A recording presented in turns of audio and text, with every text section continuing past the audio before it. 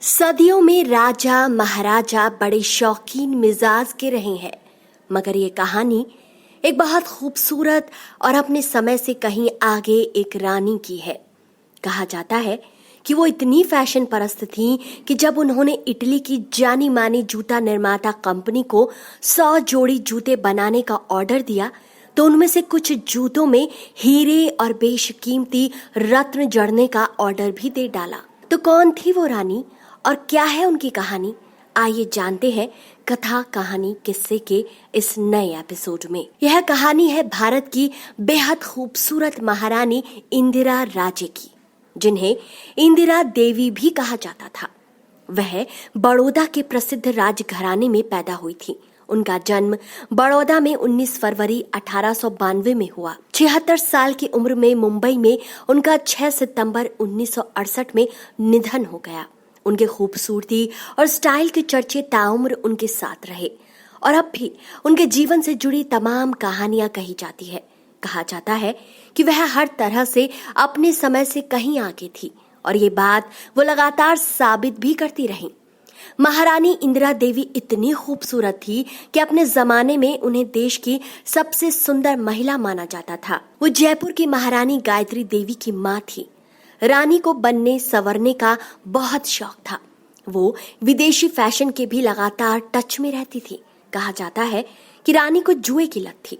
Hollywood के कई star रानी के अच्छे दोस्त थे, जिसमें से कई उसकी पार्टियों में शामिल होते रहते थे। इंदिरा देवी हमेशा अपनी खूबसूरती और पहनावे को लेकर सजग रहा करती थी। देश में सिल्क शिफॉन साड़ियों को ट्रेंड बनाने का श्रेय उनको दिया जाना चाहिए। वह जब सज संवर कर तैयार होती थी तो उनका ग्रेस अलग ही लगता था। उन्होंने इटली की जिस कंपनी को 100 जोड़ी जूते बनाने का ऑर्डर दिया था, उसका नाम साल्वातोर फेरेगोमो था।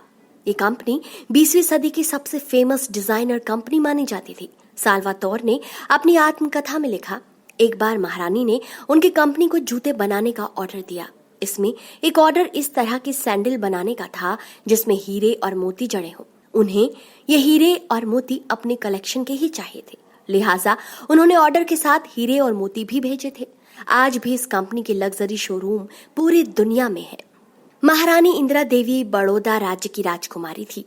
बाद में उनका विवाह कूच बिहार के महाराजा जितेंद्र नारायण से हुआ। महारानी इंदिरा की शादी की कहानी भी बेहद रोचक है।